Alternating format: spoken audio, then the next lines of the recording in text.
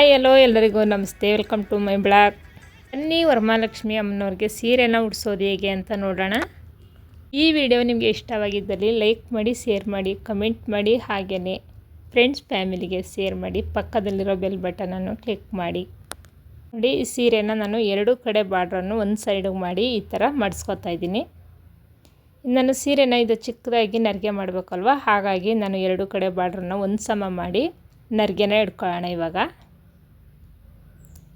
ನೋಡಿ, ನರಿಗೆನೂ ಕೂಡ ನಾವು ಹೆಂಗೆ ಸೀರೆ ಉಟ್ಕೋತೀವಿ ಅದೇ ಥರ ಹಿಡಿಬೋದು. ಆದರೆ ಇದಕ್ಕೆ ನಾವು ಬಿಂದಿಗೆಗೆ ಉಡ್ಸೋದು ಅಲ್ವ, ಅದಕ್ಕಾಗಿ ಸ್ವಲ್ಪ ನರಿಗೆನ ಅಗಲಾಗಿ ಇಟ್ಕೊಳ್ಳೋಣ. ಇದೇ ಥರ ನಿಧಾನಕ್ಕೆ ಪೂರ್ತಿ ಸೀರೆನ ನಮಗೆ ಎಷ್ಟು ಬೇಕೋ ಅಷ್ಟು ಅಳತೆಯಲ್ಲಿ ನರಿಗೆ ಮಾಡ್ಕೊಳ್ಳೋಣ. ನಮಗೆ ಸರಿಗೆ ಎಷ್ಟು ಬೇಕೋ ಅಷ್ಟನ್ನು ಬಿಟ್ಬಿಟ್ಟು ಉಳಿದದ್ದೆಲ್ಲನೇ ನಾವು ನರಿಗೆ ಮಾಡ್ಕೊಳ್ಳೋಣ. ನಾವು ದೇವ್ರಿಗೆ ಉಡ್ಸೋದಕ್ಕೆ ಹಸಿರು, ಕೆಂಪು, ಗ್ರೀನು, ಯೆಲ್ಲೋ ಕಲರು ಈ ಥರ ತಗೊಂಡ್ರೆ ಎಲ್ಲ ಶುಭ ಸಂಕೇತ. ಹಾಗಾಗಿ ನಾನು ಆ ಕಲರ್ನ ತಗೊಳ್ಳಿ ಅಂತ ಹೇಳಿದೆ. ಸ್ವಲ್ಪ ಸೀರೆನ ನೋಡಿ ತಗೊಳ್ಳಿ. ಸಾಫ್ಟಾಗಿದ್ದರೆ ನಮಗೆ ಈ ಥರ ಎಲ್ಲ ನರಿಗೆ ಮಾಡಿ ಉಡ್ಸೋದಕ್ಕೆ ಸುಲಭ ಆಗುತ್ತೆ. ರಫ್ ಆದರೆ ಸ್ವಲ್ಪ ಕಷ್ಟ ಆಗುತ್ತೆ, ಅದಕ್ಕೆ ಒಬ್ಬರು ಬೇಕೇ ಬೇಕು ಹೆಲ್ಪ್ಗೆ. ನೋಡಿ, ಈ ಥರ ನಾನು ನರಿಗೆನ ಹಾಕ್ಕೊಂಡು ಅದಕ್ಕೆ 3 ಬಟ್ಟೆ ಕ್ಲಿಪ್ಪನ್ನು ಹಾಕ್ತಾಯಿದ್ದೀನಿ. ಏಕೆಂದರೆ ನರಿಗೆ ಎಲ್ಲ ಫಿಟ್ಟಾಗಿ ಕೂರಬೇಕಲ್ವ, ಹಾಗಾಗಿ ನಾನು ಬಟ್ಟೆ ಪಿನ್ನ ಹಾಕ್ತಾಯಿಲ್ಲ, ಬಟ್ಟೆ ಕ್ಲಿಪ್ಪನ್ನ ಹಾಕ್ತಾಯಿದ್ದೀನಿ. ಇಲ್ಲೂ ಕೂಡ ನಾನು ಸೆರಗನ್ನು ಕೂಡ ಚಿಕ್ಕದಾಗಿ ನರಿಗೆನ ಮಾಡ್ಕೊತಾ ಇದ್ದೀನಿ.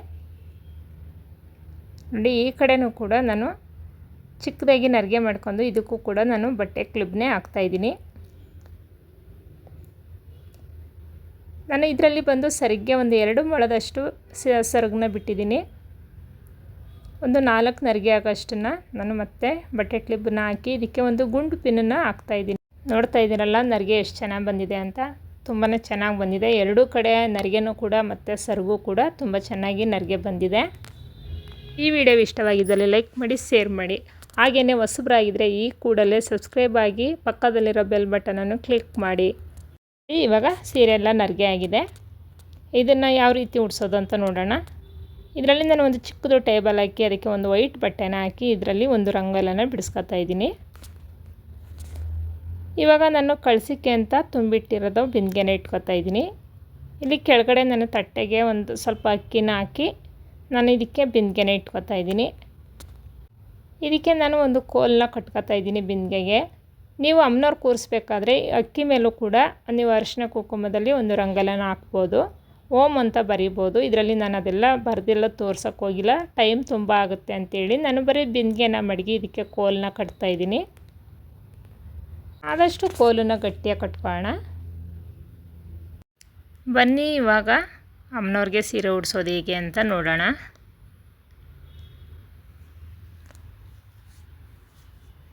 ಇಲ್ಲಿ ನೋಡ್ತಾ ಇರ್ಬೋದು, ಇದಕ್ಕೆ ನಾವು ಒಂದು ದಾರನ ಸೇರಿಸ್ಕೊಳ್ಳೋಣ. ನೋಡಿ, ಈ ನರಿಗೆ ಏನಿದೆ ಇದನ್ನು ಒಳಗಡೆ ಆಗೋ ಥರ ಅದನ್ನು ಕೋಲ್ಡ್ ಮಾಡಿ ದಾರನ ಬಿಂದಿಗೆಗೆ ಕಟ್ಕೊಳ್ಳೋಣ. ನೋಡಿ, ದಾರ ಕಟ್ಟಬೇಕಾದ್ರೆ ತುಂಬ ಟೈಟಾಗಿ ಕಟ್ಟಬಾರ್ದು, ಸ್ವಲ್ಪ ಲೂಜಾಗಿ ಕಟ್ಟೋಣ.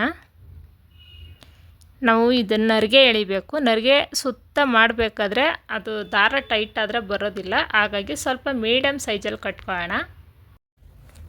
ನಾವು ಹೊಸ್ದಾಗಿ ಹಬ್ಬ ಮಾಡ್ತಾವೆ, ನಾವು ದೇವ್ರಿಗೆಲ್ಲ ಸೀರೆ ಉಡ್ಸೋದಕ್ಕೆ ಬರಲ್ಲ ಅಂತ ಅನ್ನೋರಿಗೆ ಖಂಡಿತ ಈ ವಿಡಿಯೋ ನೋಡಿದ್ರೆ ತುಂಬ ಅನುಕೂಲ ಆಗುತ್ತೆ. ನೀವು ಕೂಡ ಇದೇ ರೀತಿ ಉಡಿಸಿ ನಿಮ್ಮ ಖುಷಿಯಂತೆ ಹಬ್ಬ ಮಾಡ್ಬೋದು. ಇಲ್ಲಿ ನೋಡ್ತಾ ಇರ್ಬೋದು ಸೀರೆನ ಯಾವ ರೀತಿ ಉಡಿಸೋದು ಅಂತ ನಾನು ತೋರಿಸ್ತಾ ಇದ್ದೀನಿ. ನೋಡಿ, ಈ ಸೆರಗನ್ನು ನಾವು ಬಲಭಾಗದಿಂದ ಎಡಗಡೆನ ಹಾಕ್ತಾಯಿದ್ದೀನಿ. ನೋಡಿ, ಇದು ಮತ್ತೆ ನಾನು ಎಡಭಾಗಕ್ಕೆ ಹಾಕ್ತಾಯಿದ್ದೀನಿ. ಇದರಲ್ಲಿ ನಾನು ಯಾವುದೇ ಕೈ ಕಾಲು ಆ ಥರದ್ದೇನು ಜೋಡಿಸಿಲ್ಲ. ನಾನು ಹಾಗೇ ಬಿಂದಿಗೆ ಮಾತ್ರ ಸೀರೆನ ಉಡ್ಸೋದು ಹೇಗೆ ಅಂತ ತೋರಿಸ್ತಾ ಇದ್ದೀನಿ.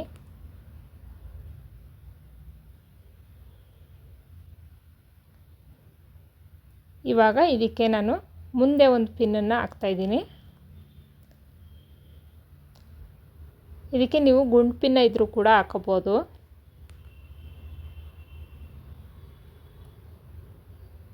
ಸ್ವಲ್ಪ ಪಿನ್ನು ಶಾರ್ಪಾಗಿರೋ ತಗೊಳ್ಳೋಣ.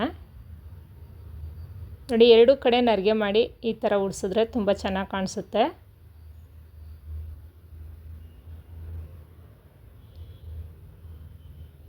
ಇವಾಗ ನಾನು ಇದಕ್ಕೆ ಒಂದು ದಾಬನ್ನ ಹಾಕ್ತಾಯಿದ್ದೀನಿ.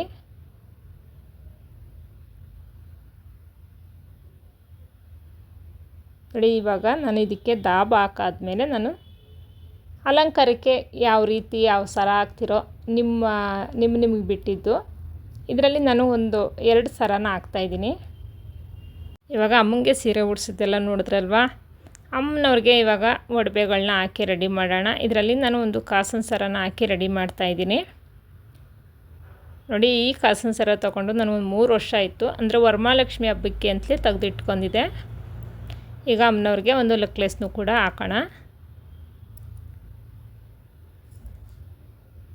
ನೋಡಿ, ನಿಮ್ಮ ಹತ್ರ ಒಡವೆ ಇದ್ದರೆ ಒಡವೆ ಹಾಕ್ಕೊಳ್ಳಿ, ಒಡವೆ ಇಲ್ಲ ಅಂದರೆ ಒಂದು ಆರ್ಟಿಫಿಷಿಯಲ್ ಒಡವೆನೂ ಕೂಡ ತಂದು ಹಾಕ್ಬೋದು. ನೋಡಿ, ನಾವು ಈ ರೀತಿ ಅಮ್ಮನವ್ರನ್ನ ರೆಡಿ ಮಾಡಿ ಕೂರಿಸ್ತೀವಿ. ಅದಾದ ನಂತರ ಕಳಸನ ಸ್ಥಾಪನೆ ಮಾಡ್ಬೋದು. ಇದರಲ್ಲಿ ನಾನು ಮೊಕಡ ಎಲ್ಲ ಹಾಕಿ ಕೂರಿಸ್ತಾ ಇಲ್ಲ, ಬರೀ ಕಳಸ ಹಾಗೇ ಮಾಡಿ ರೆಡಿ ಮಾಡಿ ತೋರಿಸ್ತಾ ಇದ್ದೀನಿ. ನೋಡಿದ್ರಲ್ಲ, ನಿಮಗೆಲ್ಲ ಇಷ್ಟ ಆಗಿದೆ ಅಂತ ನಾವು ಭಾವಿಸ್ತೀವಿ. ನಿಮಗೆ ಹೆಚ್ಚು ವಿಡಿಯೋ ಬರಬೇಕು ಅಂತ ಅಂದರೆ ನಿಮ್ಮ ಕಮೆಂಟ್ ಮೂಲಕ ನಿಮ್ಮ ಅನಿಸಿಕೆ ಅಭಿಪ್ರಾಯಗಳನ್ನ ತಿಳಿಸಿ. ಮುಂದಿನ ವಿಡಿಯೋದಲ್ಲಿ ಸಿಗೋಣ. Thank you. ಬಾಯ್.